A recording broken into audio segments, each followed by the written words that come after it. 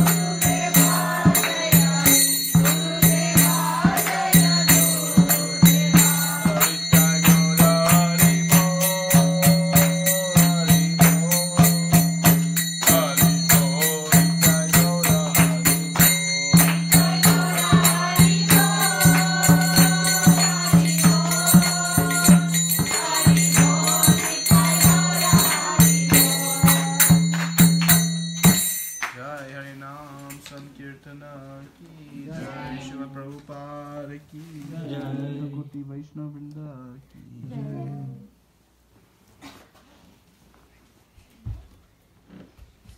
Om Namo Bhagavate Vasudevaya. Om Namo Bhagavate Vasudevaya. Om Namo Bhagavate Vasudevaya. Om Namo Bhagavate Vasudevaya. Om Namo Bhagavate Vasudevaya. Om Namo Bhagavate Vasudevaya. Om Ajnana-timirandasya Jnananjana Shalakaya Chakshurumiलितं yen Tasmai Shri Gurave Namaha. Shri Chaitanya Manobhishtam Stapitam Yena Bhutale Swayam Rupa Kadamayam Dadati Svapadantikam. Vandeham Shri Guru Shri Yuta Padakamalam Shri Guru Vaishnavangsha Shri Rupam Sagajatam Sagana Raghunatam Vitam Tam Sajivam Sadvaitam Savadutam Parijana Sahitam Kṛṣṇa Chaitanya Devam Shri Radha Kṛṣṇa Padam Sagana Lalita Shri Vishakhanvitam Cha. Hey Krishna Karuna Sindhu Dinabandho Jagatpate Gopesha Gopika Kanta Radha Kanta Namostute Tapta Kanchana Gaurangi Radhe Vrindavaneshwari Vrishabhanu Sute Devi Pranamami Hari Priye. Vanchakalpatarubhyascha kripa sindhubhya patitanam pavanebhyo vaishnavebhyo namo namaha. Namo Vishnupadaya Krishna Prasthaya Bhutale Srimate Bhaktivedanta Swami Iti Namine. Namaste Saraswati Devi Gauravani Prachaline Nirvishesha Shunyavali Paschata Deshatarine. Jai Shri Krishna Chaitanya Prabhu Nityananda Shri Advaita Gadadara Shri Vasani Gaura Bhakta-vrinda. Hare Krishna Krishna Krishna Hare Hare Hare Rama Rama Rama Hare Hare.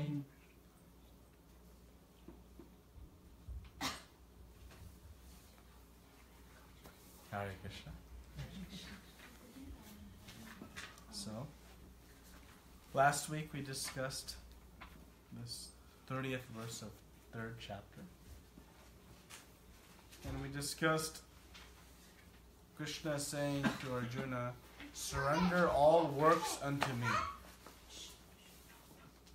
And Prabhupada says that this verse indicates the purpose of the entire Bhagavad Gita. The whole purpose of the Bhagavad Gita is to bring us to the point of surrendering to Krishna. Arjuna should have fought the war for the ultimate reason that Krishna wanted to do. That's it. No other consideration is necessary. Simply that the Supreme Lord said do, and in the mood of surrender, Arjuna will follow. Not because it's necessarily his duty, not because necessarily it will bring auspiciousness to him, not necessarily because it will liberate him from the cycle of birth, death, old age, and disease. Those may be secondary reasons. But the primary reason It is Krishna's desire. And Prabhupada says the living entity cannot be happy independent of cooperation with the Supreme Lord. We have tried to be happy independent of our cooperation with the Lord, but it has not worked. As soon as we try to enjoy things from a material sense gratification platform, we're trying to be independent of the Lord. Because Kṛṣṇa is the supreme proprietor of everything. He is the owner of everything. If we try to enjoy it by ourselves, that means we are trying to say, Kṛṣṇa, you stand back. You let me enjoy. So this independent nature leads to frustration, disappointment, lack of fulfillment. So we'll talk about that in today's verse. So Kṛṣṇa said, with full knowledge of me, you did, without desire for profit, with no claim for proprietorship, and free from lethargy, you fight. So you're not the proprietor. Kṛṣṇa has already told us we are not the doer. But still, we should do our duty. And what is? I have one question. Like we are saying, like Kṛṣṇa says, you surrender to me and you know about me and then do things, right? Like many people, like we have seen, like they also worship demigod and they also worship to the intense, like they fully surrender to that God and do all the service. And we see them, they also do like, okay, they are also living good and happy and serving the Lord. So what is the difference, like that we have to be in the path of like Kṛṣṇa and then Well, what is the difference between surrendering to the demigods and surrendering to Kṛṣṇa? Yeah. So Kṛṣṇa will explain this very precisely in the 4th chapter, again in the 7th chapter, and in the 9th chapter, and continue on. That when one surrenders to the demigods, they're surrendering with some desire. Some fulfillment they are searching for. When one surrenders to Kṛṣṇa, one is coming to the mood of anyabhilashita shunyam, meaning surrendering to Kṛṣṇa with no desire. That is purity of love. So, with the devatas, our relationship is one of a business transaction. I am doing some yajna, some service, in return for something back. I'm speaking for most parts. There are exceptions. So Kṛṣṇa says, Bhoktadam yajna tapasam. Of all the yajna, I am the ultimate beneficiary. So when we worship the devata takes that yajna worship and then passes it along to Kṛṣṇa. Kṛṣṇa then bestows whatever facilities that devata will give to the such performer. So Kṛṣṇa says that when we worship the devatas, you are indirectly worshipping me. So instead, why not go to the source? And when we go and surrender to the Supreme Lord, the source of everything, the Supreme Personality of Godhead, then one achieves the ultimate perfection, complete perfection. When we surrender to the devatas, we'll get some limited results, some temporary results. Because they are limited also. And they are temporary in nature. The position that any devata, that is for a set time period. So whatever benedictions they can give, it's very limited and temporary. So we don't go to the doctor and ask for temporary relief. We say we want permanent cure. So if we want permanent peace and happiness, we must go to where that can be given. And only Kṛṣṇa can give that. Only Kṛṣṇa can give that. Only Kṛṣṇa can give that. Everyone else can give some temporary satisfaction. But that will keep us within this material world. So we can try to make an A-class jail cell of our existence but we are still within the prison house of the material world.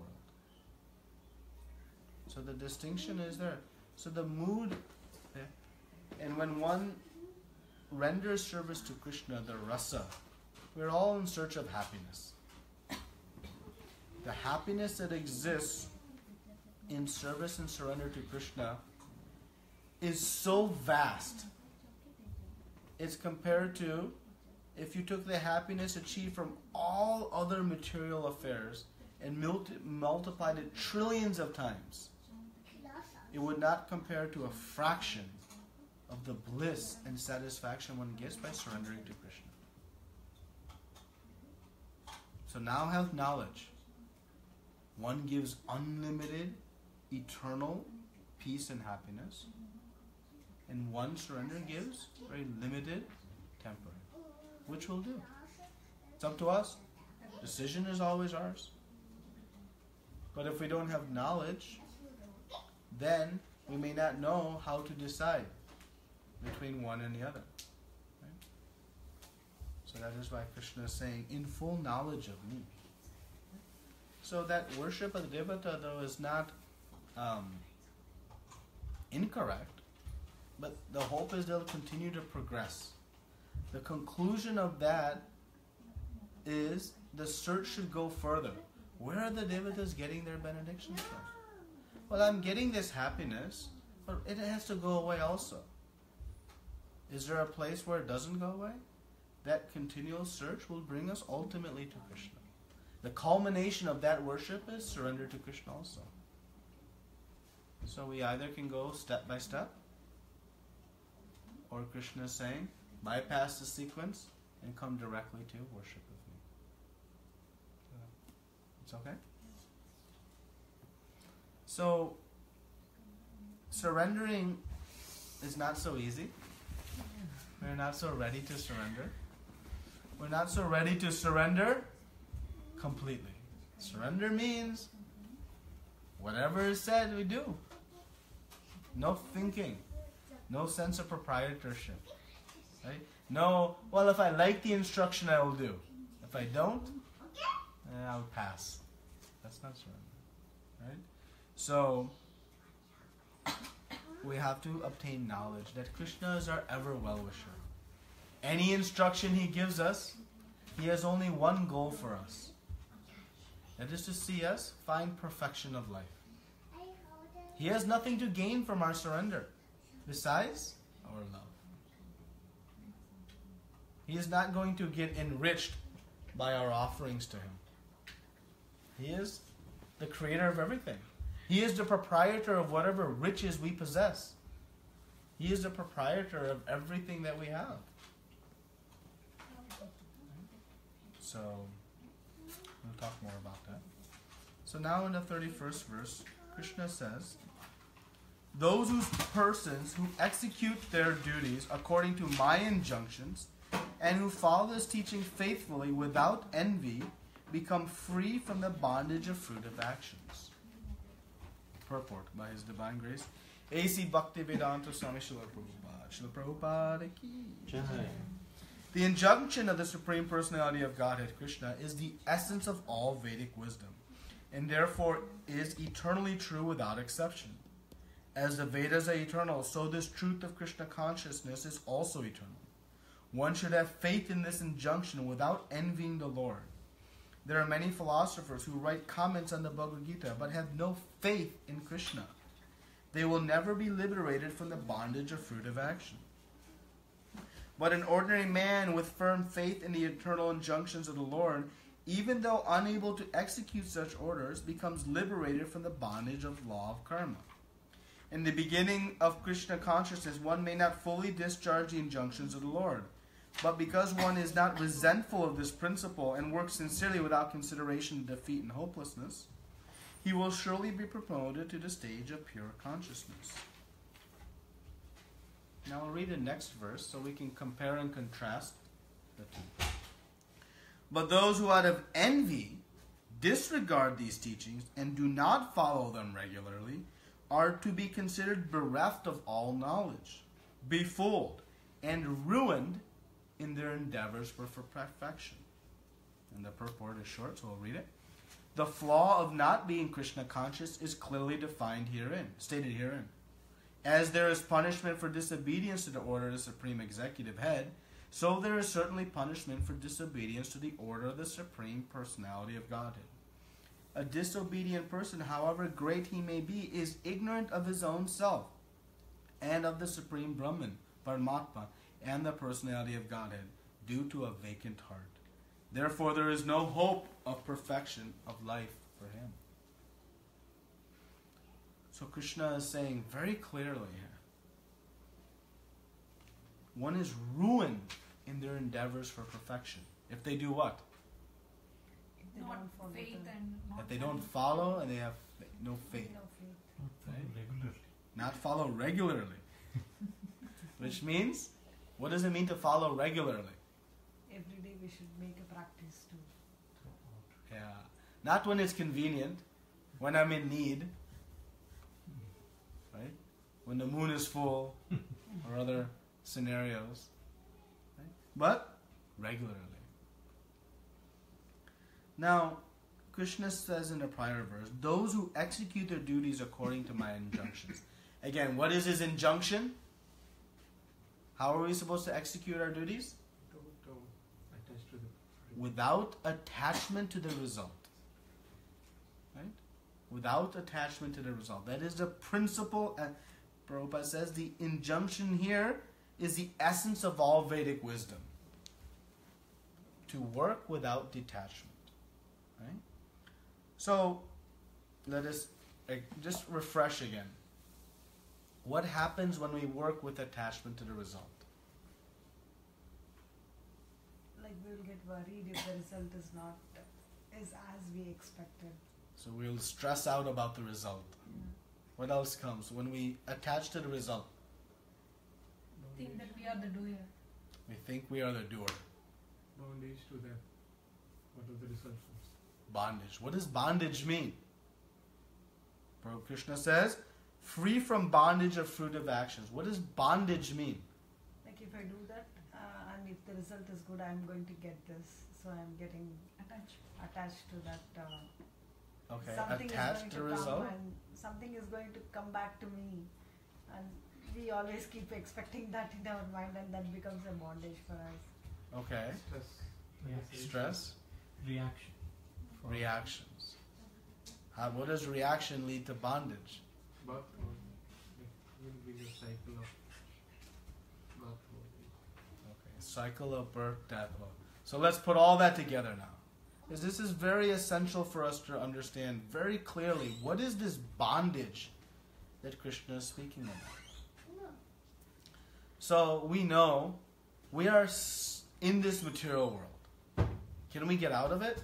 Can we ride some spaceship and hit thrust and go and get out? So something is keeping us here. Something is binding us to this material world.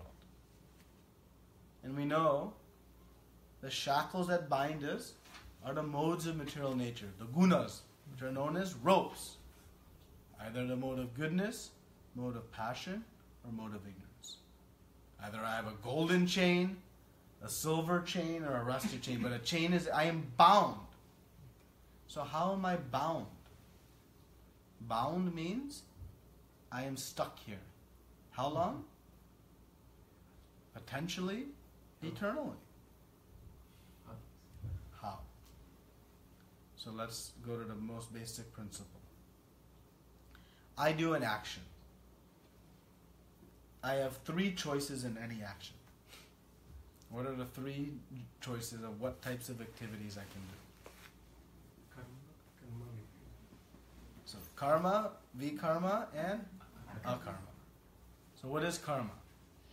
Doing our duties. Actions. Doing Doing the actions based on the Vedic okay. scriptures. Attached or detached? Attached. Attached. Attached to the fruits. Okay, so let's not mix it with bhakti. Yeah. Right? So karma is doing some good pious activities that generate some good pious results. So I do some general welfare and social work, I get some good karma credits. That means some good reactions are coming. Right? I have my good reaction container. I've put some deposits into my good reaction container. Because I was attached to the result, that reaction goes into my container. Right? Now, what is V-karma? Acts against the laws of Kṛṣṇa, laws of Supreme Lord. I do what I want. I feel like eating flesh, I'll eat. Who is to tell me no? I want to do. Okay? Scriptures say no. So one is regulated enjoyment, the other is unregulated enjoyment. See the difference? Regulated sense enjoyment leads to good credits. Unregulated sense enjoyment leads to bad credits. Right? Now, what is my third option? Karma. So how do I do a karma? Like Not do doing- I don't work, I just sit in a cave, Being neutral, not doing good and not doing good or bad. What is? Okay. With the Krishna consciousness. like do everything for Lord. Krishna.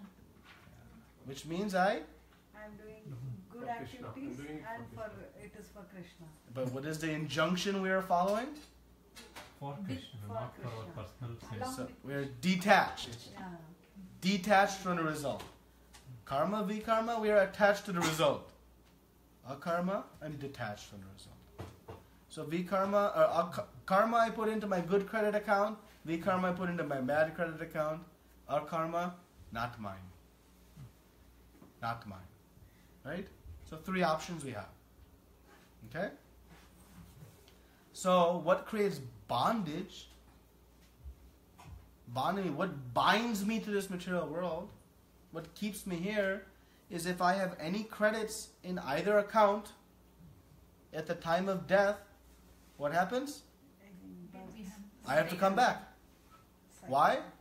To take those credits. No one else will take them.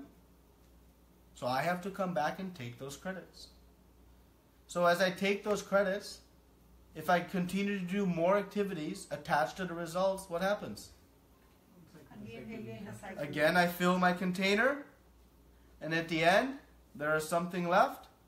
I have to come back again and take it. But then in my next janma, what do I do? Again we net. Again taking. So what happens? Never-ending The, cycle. Yeah. the cycle is not. Bondage is So I'm bound to this material world. And what is the root cause of me being bound to the material world? Because of Attachment to the results. As soon as I attach to the results, I am booking my ticket. Right? I'm stuck. Because Krishna says you can remain attached, no problem. It's your choice. He's not saying no problem. There is a problem, but it's your choice. As soon as we attach to the result, we have to take those reactions. And in order to take those reactions, we have to take another birth. One will say, well, no, I can just take them all in this lifetime. Yes, but between now and the end, you'll do some activities. And if you're not surrendered to Kṛṣṇa, those activities will carry some reactions. Up until the very last moment, we'll be creating reactions, either good or bad. But ultimately, both are bad. Why are they bad? leads to the next. They keep us here. Well, what is wrong with here? Birth, death, old age, disease. These four problems. Adhyatmika, adhibhautika, adhidaivika. These threefold miseries. They are forced upon every living entity in the material world. Anywhere within the material world, you'll see birth, death, old age, disease, and these threefold miseries. So, to your question earlier, as we are worshipping the devatas, we still have birth, death, old age, disease. Maybe in lesser forms, maybe a different balance, but it's still there. And where is it that none of this exists? No birth, no death, no old age, no disease? In the spiritual world. So how to get to the spiritual world? Like Detaching from the result. When there are no more credits in either balance, Free from Done. bondage. done. Close up shop, pack up the bags, go home. As soon as the accounts are zeroed out, no more. How to zero out the accounts and still live? If I zero accounts today, how to live tomorrow and the next day without creating bondage? Involving in devotion. Yeah, everything I must do in relation to Kṛṣṇa. I must detach from the result. Because as soon as I attach, chichik or chichik, deposit in one or two of the accounts. Both are going to lead to bondage. So Kṛṣṇa says, become free from the bondage of fruitive reactions. So this is what he means by bondage. Activities that will keep us in the material world. Cycling through birth, death, old age, disease. So, in order to become free, one must detach from the result and come to Kṛṣṇa consciousness. Because Kṛṣṇa says, Sarva dharmam parityaja mamekam sharanam vraja aham tvam sarva papebhyo. He says, aham tvam, I will take all of your credit accounts if one surrenders unto me. So Kṛṣṇa is saying, we'll take both accounts and just dump them in the ocean. I'll take them. But one must mamekam, surrender only unto me. He gives up all other dharma, sarva dharmam parityaja. He gives up all other religion and just surrenders unto me. This is Krishna's promise. And then he says, Ma suchaha, don't worry, I'm there for you. So, this bondage is what's created by attachment. Right? So we have to have some faith, right? We see faith is important.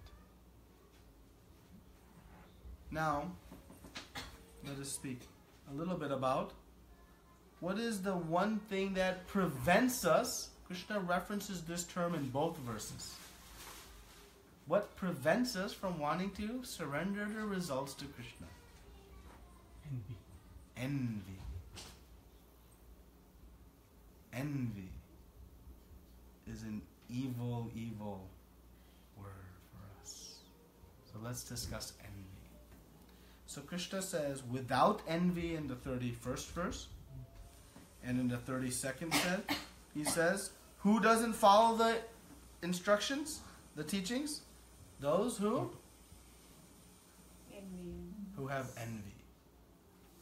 So what was our original envy? What was our first envy? Why you, Kṛṣṇa? Why not me? Why we came from the spiritual world to the material world? Envy of Kṛṣṇa. Why you? Why not me? And we developed some envy of Kṛṣṇa. And thus, that desire led us to try to want to be independent of Kṛṣṇa. Well, that cannot happen anywhere, but it can happen. It can appear to happen under illusion in the material world. Kṛṣṇa said, "I've created this place. If you want to go there, please don't go. Please don't go. Please don't go." But still, we said, why? Envy. So what is going to keep us in this world? Envy. And what is going to take us back when we become? And how we will detach if we are? What do we have to take out of our heart? Envy. Envy. Freed from envy. So what is envy? Not enjoy. Because I am the enjoyer. Okay? What else? What is envy? I am the controller. I am the controller. Why can't I I spend me time man. for me? Why to spend time for Krishna? Why can't for me? Why to spend time for Krishna? Why not spend time for me? This is consciousness that manifests out of envy. More bodily enjoyment. More bodily enjoyment, sense gratification. Why sense gratification? Because sense gratification is separate from Krishna. Bhakti is to please Krishna's senses, and envious action is to please our own senses. We have one or two choices, either to please our own senses or please Krishna's senses. Right? So, envy, let's define specifically what envy is. Envy is when you have something and I want it. But that's only partial. It goes one step further. That is more like jealous. You have nice iPhone 8, I want iPhone 8. Envy goes one step further. I want it and I don't want you to have it. So you have iPhone 8, I want iPhone 8 and I want you to have iPhone 4. It's evil. You see how evil it is? It's not, oh Krishna, you're enjoying, I want to enjoy like you. I want to enjoy and you not. That is what? That is the deep-rooted nature of envy. So when envy develops, what comes from it? Animosity, inimical, anger, hatred. That's what manifests. So, envy is one of the impurities in our heart. And you'll see Kṛṣṇa speaking many times throughout Bhagavad Gita about envy and needing to be free from envy. Because it is deeply rooted in our heart. And it originates, it is the source of our appearance in this material world. It is the reason we acquired this material body. It's because we had envy. And the sad nature of envy is we tend to envy those that are closest to us. Those we may love the most. These feelings of envy manifest. So when we have envy of Kṛṣṇa, how will it detach from the fruits? Can you? We'll say they're mine. I'm not giving to you, Kṛṣṇa. It's mighty nice of you to say surrender unto me. Why would I do that? I am the doer. I am the proprietor. I am the enjoyer. Why would I in my right mind surrender to you? How that consciousness manifests? Because we have envy of Kṛṣṇa. We have envy of it. Why you? Why not me? Kṛṣṇa has explained, when we don't surrender to fruits, what happens? Bondage, cycle, birth, death, old age, disease. We complain about it all the time. Old age, things, getting sickness, healthcare costs rising, this, that. Miseries of the mind, so much difficulties, stress, anxiety, fear, depression. Body hurts, this person's bothering me, that person's bothering me. Snowstorm, blizzards, tornadoes, all these natural. We complain about all these things. And we're trying to solve them by remaining envious. But the only way to solve them, the only way to find true peace and happiness, perfection of life, Kṛṣṇa says, ruined in their endeavors for perfection. Ruined. And he uses the word befooled. What befooled means? They are being fooled. being fooled. Fooled by what? The illusory energy of Maya. Thinking I am the doer. Thinking I am the enjoyer. To be fooled is to think something that is not true. Right? So one is being befooled here. So, how to rid ourselves of envy? Any of us have envy in the heart?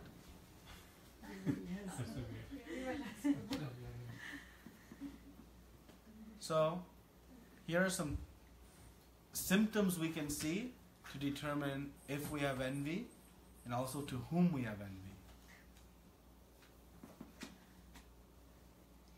When we have envy of someone, when they are glorified, it pains us. We don't like it. Our heart becomes disturbed. Our mind becomes disturbed. Someone comes and says, oh, did you see this person? They're doing such nice service. And we think, that person's arousing. No, I don't know. No. We feel pain. When someone's glorifying someone else, we feel pain. Why would you feel pain? They're not even talking about us. It's not as if they're saying, you're a rascal, you're this, you're that. They're speaking nice about someone else. But we feel pain. How is that possible? That is envy. Envy is the root cause of our unhappiness. An envious heart will never be happy. It will never be happy. How it can be happy? How an envious heart? Because it will always be unhappy when someone else has something. An envious heart will never be happy. And we had envy, we have envy, and we have to rid ourselves of envy. So we should see, where is it that I have envy? To whom? And we should try to purify of that. It is a contamination of the heart. And how do we purify of envy? Chanting. Chanting the holy names. Nama seva. Cheto darpana marjanam. We must cleanse the mirror of the heart of this envy. But when we are chanting our japa, we should be consciously thinking how to cleanse our envy. The last manifestation of our envy is this body. So long as we have this body, we have some envy. As soon as we become completely free of envy, gone. The exceptions being the pure devotees who come and accept the material bodies for the benefit of all of us, but from a conditioned soul perspective. As soon as the envy is gone in the heart, this body was acquired from the root of envy, and it will be destroyed with the destruction of envy. That is by rendering service to Vaishnavas. Nama seva, Vaishnava seva. By rendering menial service to those who we identify we have envy of, to go and render service to them. It will cleanse the heart. It will actually purify the heart. It will make you feel good. It's so counterintuitive. But try it. It works. So we should try to identify where is that envy. Find it and yank it out. Because if we become ignorant of it or denial of it, it will stay. But by good sadhana, we can become free of envy. And who exemplified envy in the greatest? In Srimad Bhagavatam? Me. A snake is the animal of envy. When one is envious, actually, they take the body of a snake. One has desire to be envious because a snake is a very envious living entity. So, Shishupal is in Kṛṣṇa Lila, in 10th canto, the deliverance of Shishupal is explained. Y'all know about the pastime of Shishupal? So Shishupal was a extremely envious personality. His origins go back to Jai and Vijay. So great devotees of the Lord who decided they would take 3 births as demons who are inimical to Kṛṣṇa. And in the final of the 3 births, they took as Shishupal and Dantavakta. So Shishupal had great envy of Kṛṣṇa. And going all the way back to his birth, it was told that Shishupal was born. He had 4 arms and 3 eyes. And parents were devastated what to do. And then they were thinking what to do. And one voice came, they call, and said that, don't worry, someone will come and they'll take your child on their lap and the eye will disappear and the 2 arms will return back. But also, that person will be the cause of your son's death. So one day, Yashodamai, Nanda Baba had come, and who took Shishupal on the lap? Kṛṣṇa. And immediately the 2 arms went. So Mata asked, please don't be the cause of my son's death. And Kṛṣṇa said, no problem. I will tolerate 100 offenses from your son. 100 offenses I will tolerate, and after that I cannot. So she thought, surely he will not commit 100 offenses to Kṛṣṇa. So she was satisfied. But Shishupal had deep, deep-rooted envy of Kṛṣṇa. Much of it Srila Prabhupada explains stems that Rukmini's brother, had arranged for his sister Rukmini to be wed to Shishupal. But through a desire of Rukmini, who had sent the message through the Brahmana, Kṛṣṇa came and took her and married her. And so Shishupal's envy continued.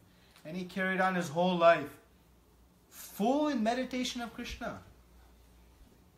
Full meditation of Kṛṣṇa. But it was not anukul. It was not favorable. It was unfavorable, in an inimical mood. Not the type of meditation we want. And this is what envy does. When we envy someone, we can't get them out of our mind. We're meditating so strongly on them.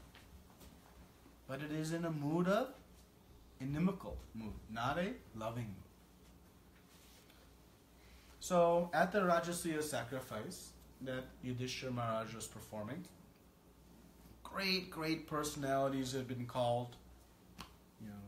Vyasadeva, Jaimini Rishi, all the great rishis came and they were performing.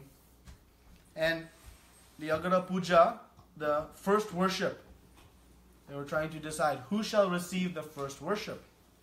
All these great personalities were there.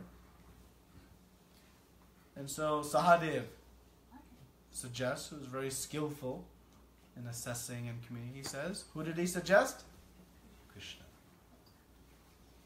So everyone agreed, everyone but Shishupal and a few others. But Shishupal remained silent initially. And Yudhishthira Maharaj, being very pleased with his suggestion, went and washed the feet of Kṛṣṇa, then sprinkled the water on his head and his family members, and was very pleased. And then Shishupal stood up and began to criticize Kṛṣṇa out of envy. How could you choose this boy, this talkative boy, to be the most perfect personality? He explains it is an offense to worship someone when other worshipable personalities are in presence. And thus your sacrifice has been ruined. He purposefully waited. Because he knew if he presented his case before Yudhishthira Maharaj performed, he thought, oh, they'll all agree. And now Yudhishthira Maharaj's yajna would not be ruined. But he wanted to also ruin Yudhishthira Maharaj's elaborate yajna. So after this, he presented this case. And he goes on. And the rage is building. As Shishupal is expressing his envy, many of the assembled personalities got up and left. They walked out. It is very instructive for us.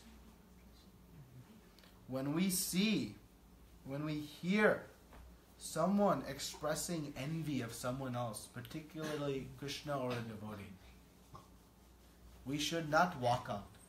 We should run out. We should get away.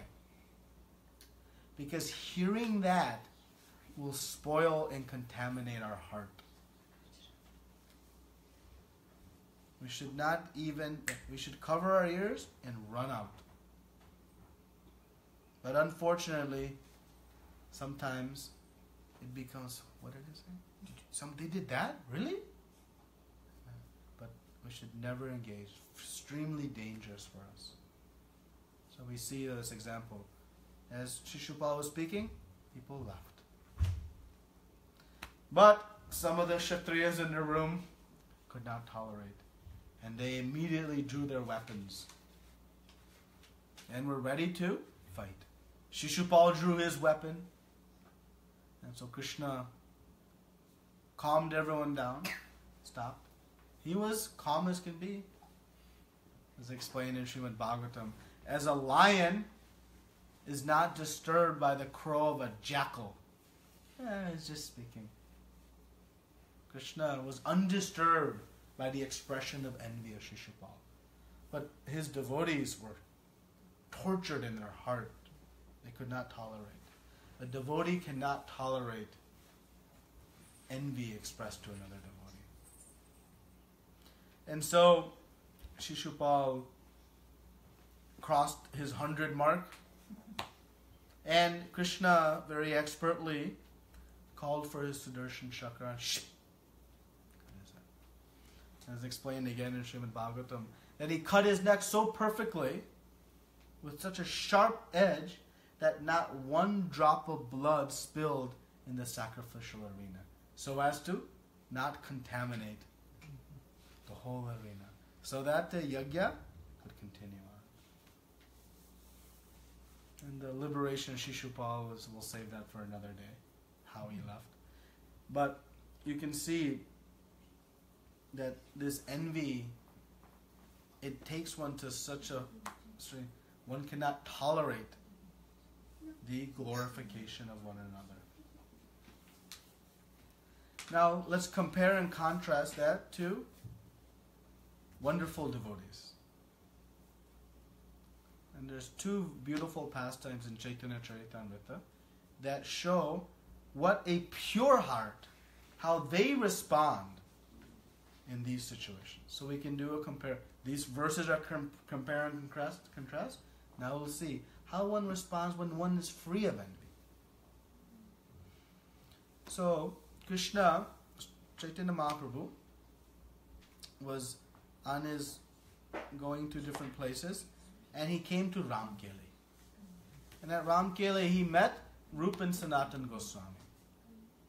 They were at that point not yet Rupa and Sanatana, they were going to become initiated at that time, but they were servants in the government. They were actually very, very wealthy. One was the prime minister and one was like the finance minister.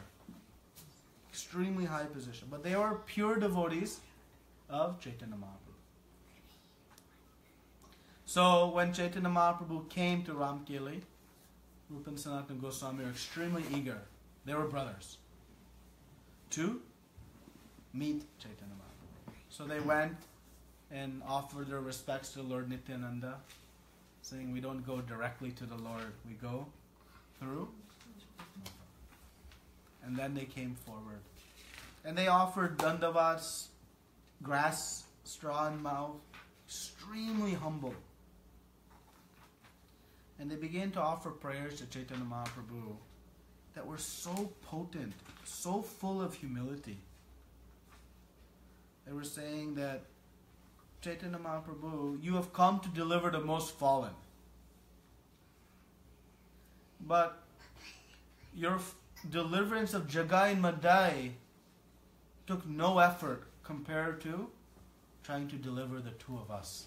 They were comparing themselves to be even more fallen than Jagai and Madai, which is not even conceivable. And in this way, they were speaking so much. To the point Chaitanya Mahaprabhu had to say, stop, you are breaking my heart. Hearing the pure, humble mood of the devotees. And Chaitanya Mahaprabhu, they sat and showered so much mercy upon them. So much mercy. And he initiated them as Rupa and Sanatana Goswami. Right there. Now where the lack of envy comes is here. This exchange was being seen by all of the assembled devotees that were traveling with Chaitanya Mahaprabhu. And it's explained that they, Srila Prabhupada comments in the Purport, they were ecstatic, so happy seeing Rupa and Sanatana Goswami receiving this mercy. Their hearts were fulfilled. And Prabhupada comments that a Vaishnava becomes happy seeing another Vaishnava receiving mercy. Becoming, sometimes someone gets some service, and how is our heart? Oh, I'm better than they are. Instead of thinking, wow, they are getting to serve the Lord. That is so nice. Thinking, oh, they do service better than I. Kṛṣṇa will be more pleased if they do than I do. Better they do. Out of envy, we call out all of their faults. But a Vaishnava doesn't see that way. When he sees that Kṛṣṇa is bestowing so much mercy, they become ecstatic. Not at receiving the mercy, but at seeing another part and parcel soul receiving mercy and becoming elevated in their bhakti. They get happiness from someone else's success. How that can manifest, how that mood can manifest? When there is no envy. When there is no envy. One time Chaitanya Mahaprabhu was taking lunch in a beautiful garden. Opulent prasadam. Cakes and sweets and pakoras and puris and sabjis and unlimited prasadam. And all the devotees were enjoying so much. So much they were enjoying. But who was outside? Haridas Thakur.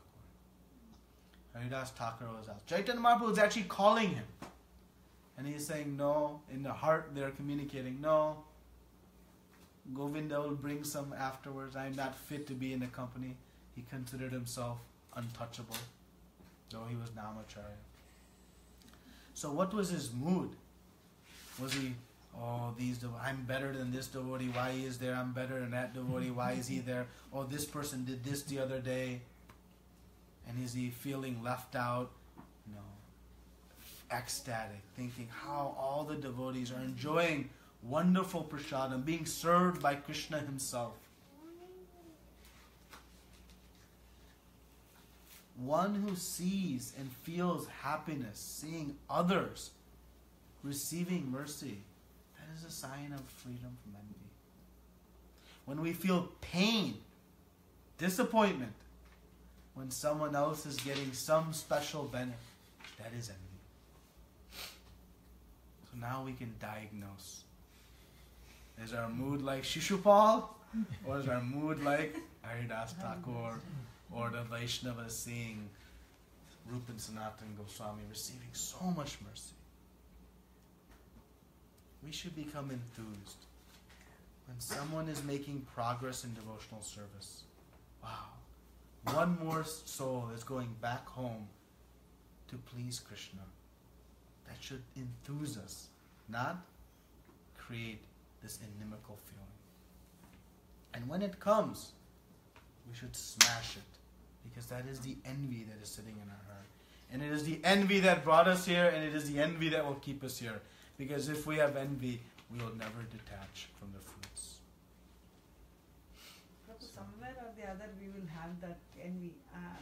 We can't say that we are free from envy. But how can we overcome that, like slowly changing us from that? Somewhere we will, definitely somewhere we will have. It's not that we will not have. So all those examples you gave, they're all sannyasi, no Prabhu. We spend 2 hours for chanting. Another hour we are in the same material world. We are happen to see the people, hear their stories. Not always, but sometimes. How to overcome that, Prabhu? So how to achieve freedom of envy? These are all elevated namacharyas and great personalities, so are hopeless. This is the power of bhakti. Bhakti is so powerful that even the most deeply rooted impurities will come out. Okay? We know we have to become anartha nivritti. This is the 4th stage as we work our way towards Krishna prema. And that means we must come free from all of our anarthas, the impurities, the unwanted things in the heart. So, how to do? It is through practice of our devotional service. But it is not through just whimsical or half-hearted practice. We must have intense focus and effort. Under the instruction of Guru. Rupa Goswami gave us the 64 angas of how to perform pure devotional service in the Vaidhi sadhana bhakti. That is the entry level of bhakti. The entry level of pure devotional service. So we all say, okay, we're not qualified for the higher grade. We have, and of those, the first instructions are, take shelter of Guru. Receive instructions. Render service. Inquire. Why? Because through the power of Guru Parampara, one can obtain mercy and potency to rid ourselves. It is good that we shouldn't, if we think, oh, I'm already free of envy, what's next? We are fooled. It is good to recognize the envy in our heart, acknowledge its presence, acknowledge the difficulty of removing it, and then surrender to a higher power. Who can take it out? You think Kṛṣṇa cannot take it out? Of course. But we have to desire it. My dear Kṛṣṇa, I have no hope to take this envious heart and cleanse it. But you can do it. Please help me. How will Kṛṣṇa respond? Of course. But we have to intensely desire it. If we think, I have no envy already, the pure devotee, they think they have an envious heart.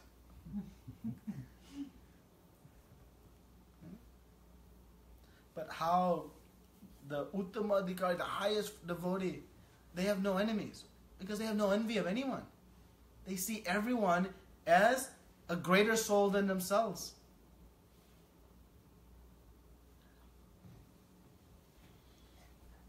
Without ridding of envy, we'll never find happiness. So how to rid it? We must surrender to Kṛṣṇa. And how to surrender to Kṛṣṇa? We must surrender to Guru. Because Guru will show us how to surrender to Kṛṣṇa. And by the potency of mercy of Kṛṣṇa, mercy of Guru, it can go away. It can go away as fast as we want it to. It is up to us. But if we just become mechanical in our sadhana, chanting Hare Krishna, Hare Krishna, Krishna Hare Rama, Hare Rama, Rama Rama, Hare Hare, some benefit is there.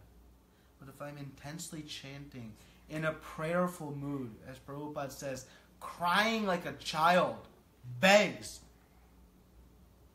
please Krishna, help me, rid of this envy. It is destroying me. Of course, that higher power can take it out. We cannot take it out. But Krishna can take it out. And some practical means rendering service. Rendering menial service. rendering service to devotees. Serving Krishna's devotees pleases Krishna more than serving him directly. This Vaishnava Seva is so potent. And if you really want to, render service to those you envy. That will really purify the heart. It's hard, but that will purify the heart. And trust me, you'll feel amazing afterwards. Speaking from experience. Yeah. Any other questions? Yeah, so Prabhu, the message what we are discussing is something Krishna is telling to Arjuna. So that means Arjuna is envious about something that he is explaining this verses. Is there any relation to what is that he is No, not necessarily Krishna. Not Arjuna has envy, but Krishna knows we all have envy. Because we are conditioned souls. So he is speaking about the importance of being free from envy. He's speaking indirectly here, because in these two verses he says one without envy, one with envy. So we can determine by that this envy is the distinction between the two. Right? It is the one. But no, Arjuna had no envy. But the other important point I didn't make is that Prabhupada says, this is a little bit to your point, that in the beginning of Krishna consciousness, one may not fully discharge the injunctions of the Lord. Meaning, one may not be perfect in their execution. But because one is not resentful of this principle, meaning envious of this detachment principle, envious of Krishna, thus, because if I have envy of Krishna, I will be resentful of this idea of detaching. Why give to Krishna? It says, but, and works sincerely without consideration to defeat and hope, he will surely be promoted to the stage of pure Krishna consciousness. So we'll continue if we remove this. Another question? This is with the devatas what Mataji was asking me. So it is not possible that when we worship devatas, detaching from the result. Is it not possible? No, it is. You can worship them as devotees of the Lord. If you worship them in their position as devotees of the Lord, then that can be a detached form of worship. But then the question becomes, what will please them more? Worshipping them or worshipping Krishna? Krishna. Always. If you worship their master, pleasing their master will please them more than your worship of them. Prabhu, Hanumanji is also he is one of the. He's a devotee. He is a devotee. Not a devotee. Not a devata. But some people they say that if I worship Hanumanji, I get everything. Yeah, so that's good. When we say no, you should also chant this Krishna mantra, then they'll say, no, Hanuman, I am doing Hanumanji's prayer. Let them do. No problem. Hanumanji is a pure devotee of Lord Ram. Okay. So that is their desire. There's a pastime in Chaitanya Charitamrita. Murari Gupta So was a great that's devotee. not No, it's a form of pure devotion. okay. It's in the dasya rasa, the servant mood. But again, their motive must be pure. And the challenge with that is the purification of the heart. We need a potent soap to cleanse the heart. And the most potent soap in this era is chanting of this Mahamantra. It is the prescribed mantra that purifies me. So they may even chant this Mahamantra to bring about their mood of worship to Lord Hanuman. No problem. No problem. Comment on this, Prabhu. My mother is a pure Hanumanji devotee. Last week I was discussing with her and she told the same thing. She told that Krishna and Narayana, they are all in the purest form. So we can't directly reach them. So she is advising me, you can go through Hanumanji. You can offer all your thing to Hanumanji so that he will take up directly to Rama or Krishna, whomever. So she was advising me. Yeah, that's why on any altar, who is on an altar? Always. Guru. Guru is always on it. Because we cannot offer directly to Krishna. So we offer through Guru Parampara. So that philosophy is right. In our philosophy, we offer through Guru Parampara. We offer to our Guru, they offer to their Guru, Guru, all the way to Krishna. So that is the means. We must go through the appropriate channels.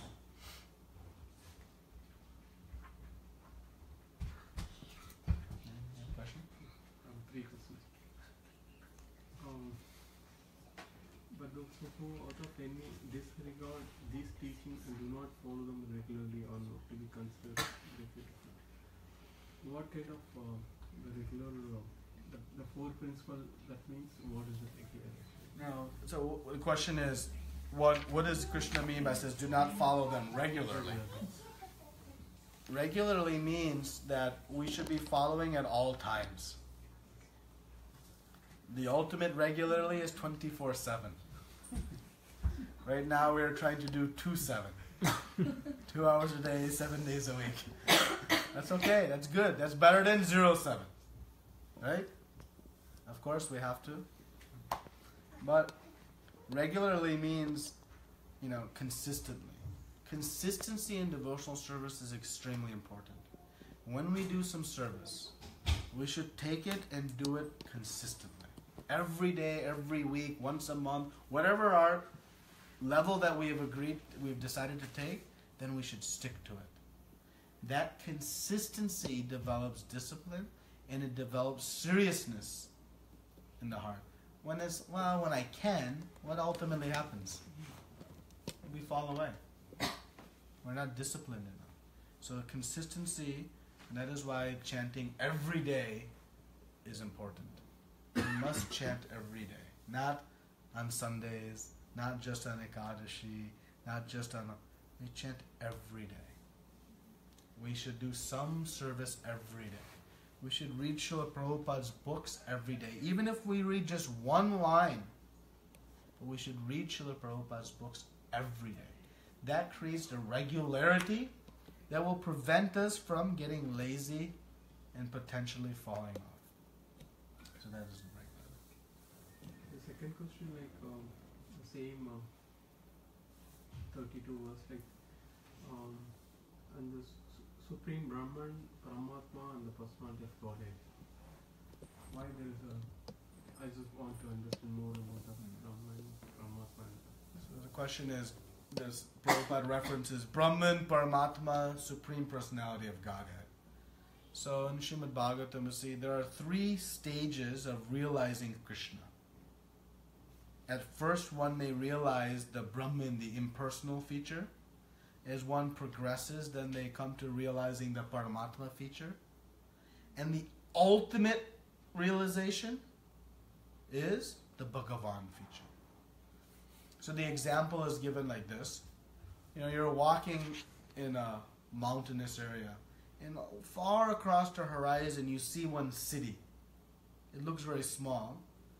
So you have some vague understanding of that city, right? Because you're quite far away. So you draw some big city, small city, but that's about all you can, some buildings like this. Then you walk closer and closer. As you walk closer, what happens to your realization of the city? It becomes more detailed, more clear.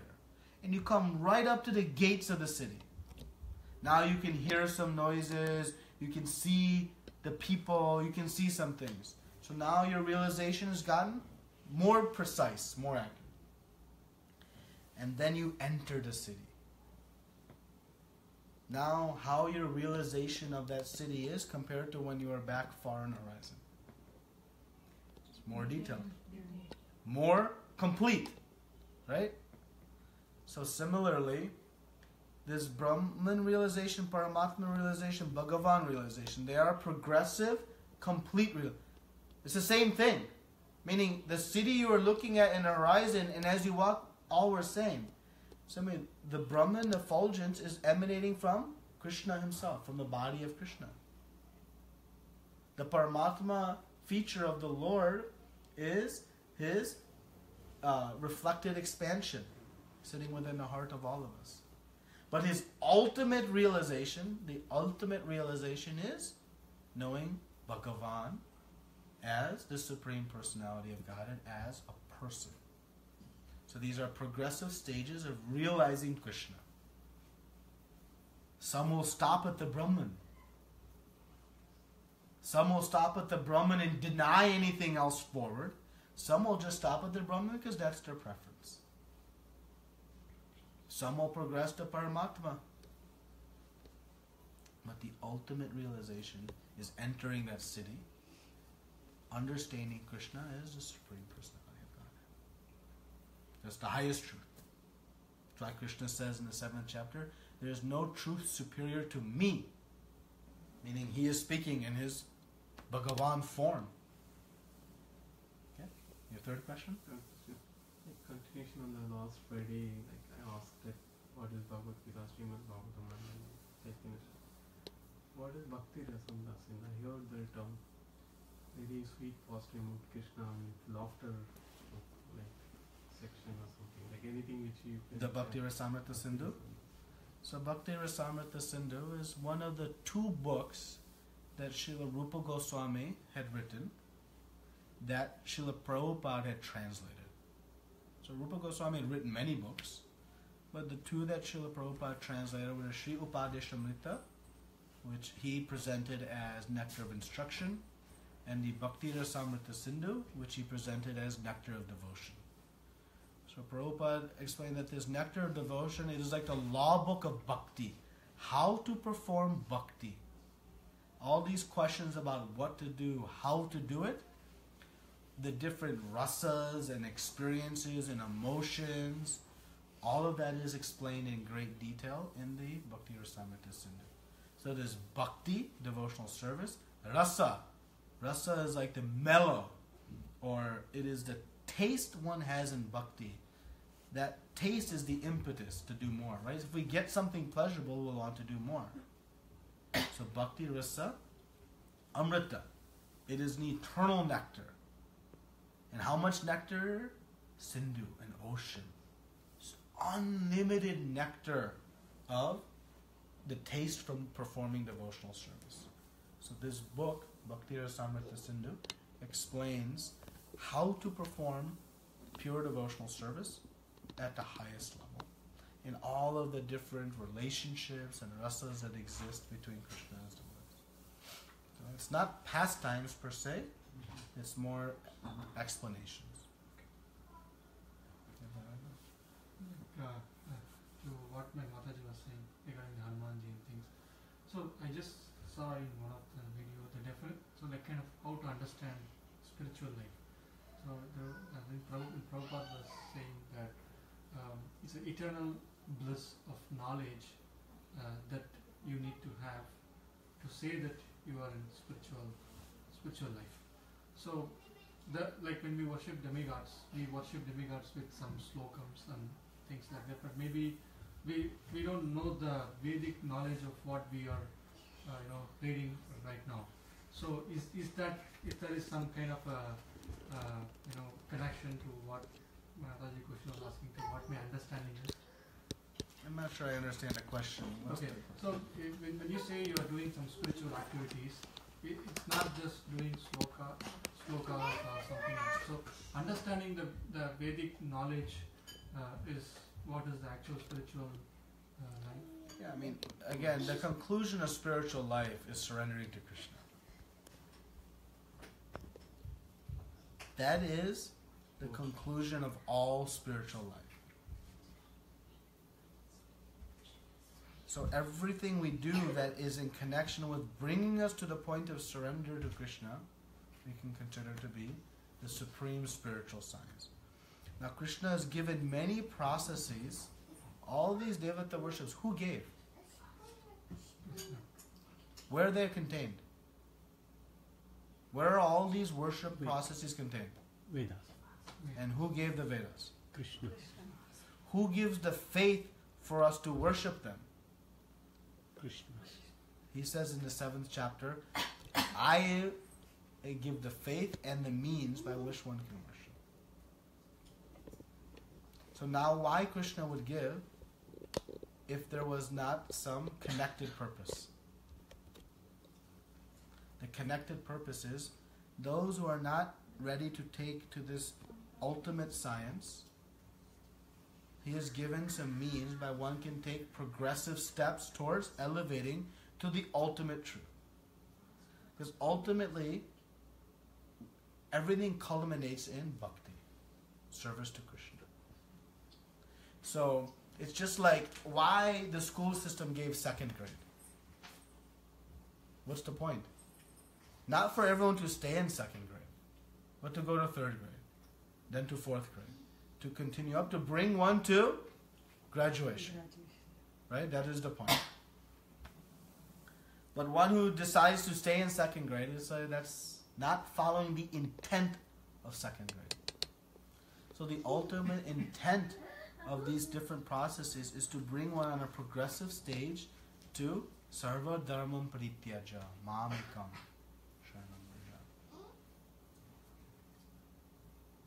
Now, due to attachment to materialistic desires, some will stay in that form of worship. And that is why Kṛṣṇa recommends, don't take the stairs, you take the elevator. The step-by-step approach is dangerous because you may get distracted, you may fall down, you may forget, you may not stay regular. So many things can happen. So instead, his ultimate recommendation to Arjuna is sarvada.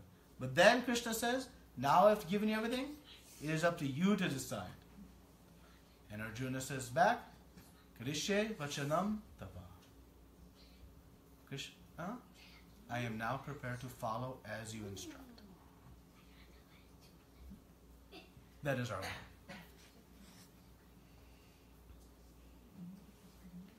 More questions? Yeah, questions? Here is a question from Arthi Khanna. Why is eating non-veg not acceptable to Kanha? Because every living entity has a soul. So all animals have souls. So when we are willing to take the life of an animal to satisfy our tongue, we are depriving that jiva, that soul, of its life in that body. And because due to its karma it is taking that body, it must come back and reborn that. So we're giving difficulty. So as spirit soul, we see all other spirit souls are brothers and sisters. We are all part and parcels of our Supreme Father. So every other living entity is ultimately our part and parcel. We're siblings. So Kṛṣṇa encourages us to take a compassionate view to all living entities and to be kind and favorable to all living entities, including those in the animal life. So instead of consuming them, we can try to uplift them. So that is why Kṛṣṇa encourages us not to take to the consumption of flesh. Anything else? Any other questions? Okay. So we'll take to this chanting. Again, this chanting is the most important means for us to purify and to cleanse the heart. And this envy, when we chant in a prayerful mood, to remove this envy from our heart, it will happen. So, let us take to chanting this japa. And please do every day so that it is regular.